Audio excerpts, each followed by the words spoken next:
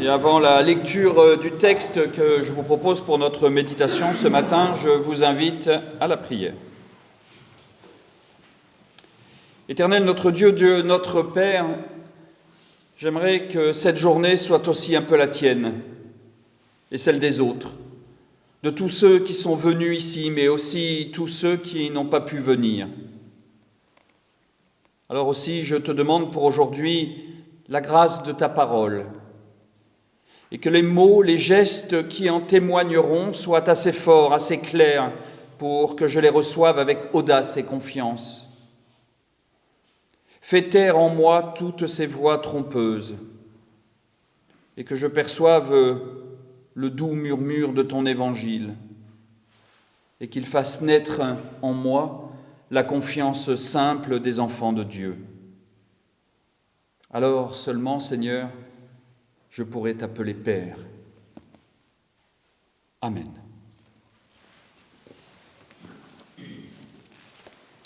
Pour aujourd'hui, je vous propose dans l'évangile de Luc au chapitre 2, les versets 39 à 52. Lorsqu'ils eurent accompli, donc les parents de Jésus, on est juste après la naissance de Jésus dans l'évangile de Luc, lorsqu'ils eurent accompli tout ce que prescrivait la loi du Seigneur, ils retournèrent en Galilée, à Nazareth, leur ville. Or, l'enfant grandissait et devenait fort. Il était rempli de sagesse et la grâce de Dieu était sur lui. Ses parents allaient chaque année à Jérusalem pour la fête de Pâques. Lorsqu'il eut 12 ans, ils y montèrent selon la coutume de la fête. Puis quand les jours furent achevés et qu'ils s'en retournèrent, l'enfant Jésus resta à Jérusalem, mais ses parents ne s'en aperçurent pas. Pensant qu'il était avec leurs compagnons de voyage, ils firent une journée de chemin et le cherchèrent parmi les gens de leur parenté et leur connaissance. Mais ils ne le trouvèrent pas et retournèrent à Jérusalem en le cherchant. Au bout de 3 jours, ils le trouvèrent dans le temple, assis au milieu des maîtres, les écoutant et les interrogeant. Tous ceux qui l'entendaient étaient stupéfaits de son intelligence et de ses réponses. Quand ils le virent, ils furent ébahis. Sa mère lui dit : « Mon enfant, pourquoi nous as-tu fait cela ? Ton père et moi, nous te cherchions avec angoisse. » Et il leur répondit : « Pourquoi me cherchiez-vous ? Ne saviez-vous pas que j'ai affaire chez mon père ? » Mais ils ne comprirent pas ce qu'il leur disait. Puis il descendit avec eux à Nazareth, il leur était soumis. Sa mère retenait toutes ces choses, et Jésus progressait en sagesse, en stature et en grâce auprès de Dieu et des humains. Éternel, ta parole est vérité, sanctifie-nous par ta vérité. Amen.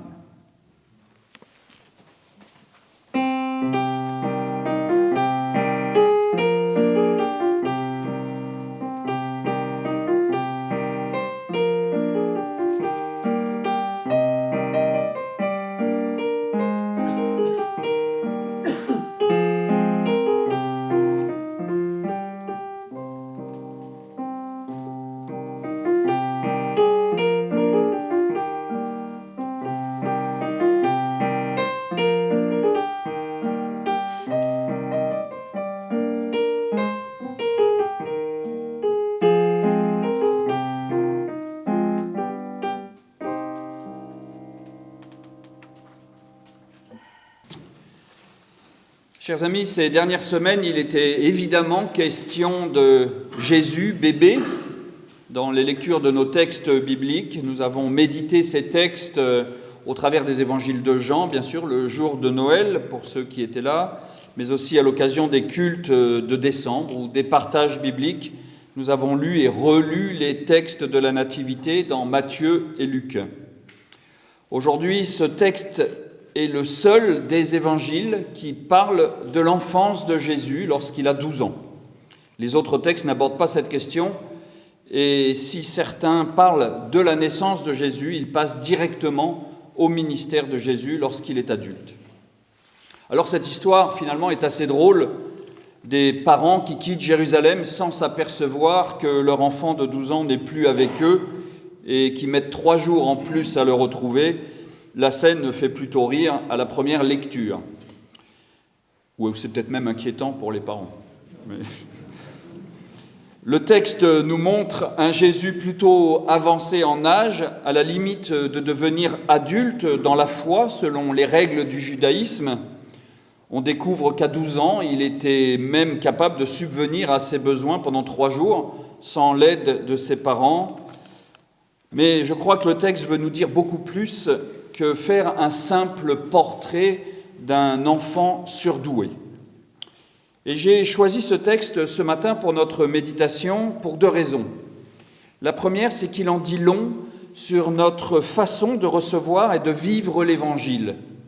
Alors qu'au culte du 25 décembre, je vous disais que Noël, rappelez-vous, c'est le miracle de l'Évangile qui dort en chacun de nous et qui, par une rencontre inattendue avec la parole de Dieu, se réveille et surgit. Noël, c'est donc le fruit d'une véritable fécondation. La parole de Dieu et l'Évangile deviennent alors notre lumière, notre phare, notre guide, et nous fait rentrer dans une vie nouvelle. Voilà ce qu'était Noël, ce qu'est Noël. Et avec ce récit, nous allons découvrir ce matin comment l'Évangile entre dans nos vies et de quelle façon chacun d'entre nous peut être amené à le faire vivre, le rencontrer, le faire grandir. Et la deuxième raison pour laquelle j'ai choisi ce texte, c'est que pour ce premier culte dans ce temple désaffecté de Saint-Nazaire des Gardis, et nous y reviendrons tout à l'heure, et notamment après le culte, nous verrons que ce texte nous inspire aussi sur ce qu'est un temple. À quoi sert un temple ? Quelle est la fonction d'un temple ? Si ce temple est maintenant désaffecté, cela signifie que le bâtiment n'est plus réservé à l'usage exclusif de l'Église protestante unie à laquelle il avait été affecté, mais peut servir maintenant pour toutes sortes d'usages non cultuels. Nous y reviendrons donc tout à l'heure. Alors, mais commençons maintenant par découvrir comment ce texte nous livre un message sur la transmission de l'Évangile et de la façon dont nous le recevons. On apprend d'abord que les parents de Jésus respectent leurs devoirs vis-à-vis des règles religieuses qui concernent l'enfant. Ils respectent les rituels religieux, ils font preuve d'une très grande fidélité aux principes du judaïsme. Le texte ne précise pas toutes ces règles, mais on découvre que les parents sont de bons parents. Le texte insiste sur les prescriptions de la loi qui sont respectées, que les parents vont chaque année faire le pèlerinage à Jérusalem. Ils y vont selon la coutume. Jésus grandit dans la foi, Jésus grandit dans cette vie spirituelle familiale et son environnement est donc favorable à son développement religieux.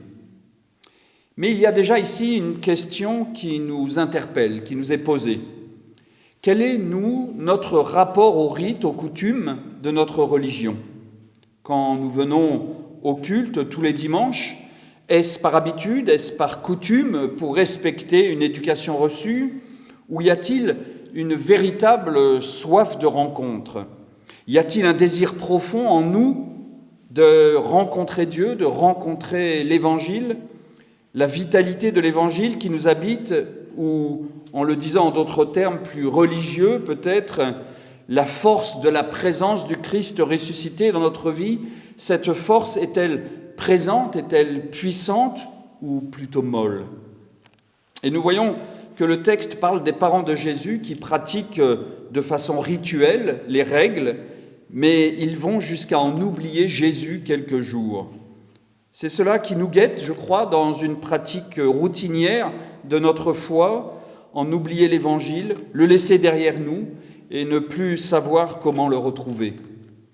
Et comme beaucoup de chrétiens, nous pourrions venir au culte de Noël et Pâques et nous dire que ça suffit finalement pour être de bons croyants.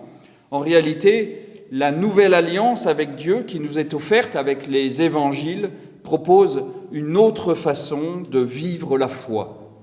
Elle ne consiste plus seulement à respecter à la lettre des lois, des rites ou des règles. La tradition n'est plus l'objet de la foi, mais la tradition vient soutenir notre foi. On ne vient pas au culte parce qu'on a toujours fait comme ça dans ma famille, parce qu'on est cévenol, mais je viens au culte pour y chercher de la nourriture spirituelle, tantôt riche, tantôt plus pauvre peut-être aussi, mais je viens me nourrir pour grandir dans ma foi. Et c'est cela que le texte biblique nous montre, une autre voie possible pour vivre la foi. Les parents sont occupés à marcher vers Nazareth avec leurs compagnons de voyage, quand, au bout d'une journée de marche, ils se rendent compte de l'absence de leur fils. Cette prise de conscience est salvatrice. En dehors de la question du fils qu'ils vont retrouver heureusement sain et sauf, mais de notre point de vue, 2000 ans plus tard, cela signifie qu'il a fallu seulement une journée de marche pour ressentir le manque, pour ressentir l'absence. Ils auraient pu attendre finalement le prochain pèlerinage, mais non. Au bout d'une journée, quelque chose leur manque dans leur vie. Et le texte dit que les parents pensaient que Jésus était avec leurs compagnons de voyage. L'image est inspirante, c'est une façon de dire qu'ils croyaient que la foi se révèle dans la façon de vivre des compagnons de voyage. On partage sa foi gentiment avec les plus proches, et finalement notre foi n'est pas beaucoup bousculée et elle ne chemine pas. En voyageant dans notre vie spirituelle avec des personnes qui ne pensent pas nécessairement comme nous, le risque est de nous endormir, notre foi n'est plus questionnée et elle ne vit plus. On imagine facilement cette scène où chaque échange à bâton rompu sur le pèlerinage, sur ce qu'ils ont pu vivre, sur ce qu'ils ont vécu pendant ces quelques jours à Jérusalem. Chacun partage sa joie d'avoir fait le voyage, mais personne finalement ne parle de ce que cela a véritablement changé dans sa vie personnelle. Mais pour Joseph et Marie, ça ne leur suffit pas, ou ça ne leur suffit plus. Ils se rendent compte que la vie avec Dieu, ce n'est pas ça. Il manque une relation vivante, profonde. Eux qui respectaient toutes les règles à la lettre, il leur manque maintenant quelque chose pour avoir une foi brûlante et active. Leur petite progéniture, bien sûr, mais bien plus que ça. Il leur manque une relation vivante avec Dieu, une relation d'amour, une relation de pardon peut-être et de paix intérieure. Il leur manque une relation qu'aurait un enfant avec son père ou sa mère, une relation filiale. Ils font donc demi-tour pour retourner vers Jérusalem et l'image est forte. Ce n'est pas un simple demi-tour pour aller chercher ce qu'ils ont oublié. Ils partent à la recherche de celui qui les fait vivre, de leur raison de vivre. Ce demi-tour est en réalité une véritable conversion pour se tourner à nouveau vers Dieu, dont Jérusalem en est l'image, mais surtout partir à la recherche d'un Dieu vivant, dont la lumière pourra les guider toute leur vie. Ce changement de direction géographique est donc un changement de direction de vie spirituelle. Leur vie ne sera plus placée sous le signe de la loi, mais de la grâce. Les parents partent donc à la recherche de Jésus, et il leur faudra 3 jours pour le trouver. 3 jours, le temps d'une résurrection, le temps de passer de la mort à la vie. Ce temps de 3 jours symbolise le passage de l'ancienne vie à une vie nouvelle. Et venons-en maintenant à la question du temple. Et je vous rappelle ce verset qui dit qu'au bout de 3 jours, ils trouvèrent Jésus dans le temple, assis au milieu des maîtres, les écoutant et les interrogeant. Au-delà de l'image de Jésus qui s'intéresse à ce qui peut se dire et se passer dans le temple dès son plus jeune âge, on découvre ici le sens même du judaïsme. La tradition dans le judaïsme est de poser sans cesse des questions sur le texte biblique, sur Dieu, d'écouter les réponses des autres, de donner des réponses aux questions des autres. Chacun se nourrit ainsi de la discussion et de la foi de l'autre. Et je crois que le protestantisme s'est approprié cette façon de se nourrir, de nourrir sa foi en écoutant et en interrogeant. Il existait une grande tradition au début de la Réforme qui consistait à faire des disputes au sens noble du terme et se disputer sur des grands sujets théologiques, politiques ou des sujets de société. C'est tout l'intérêt aujourd'hui des partages bibliques, des études bibliques, des cultes aussi.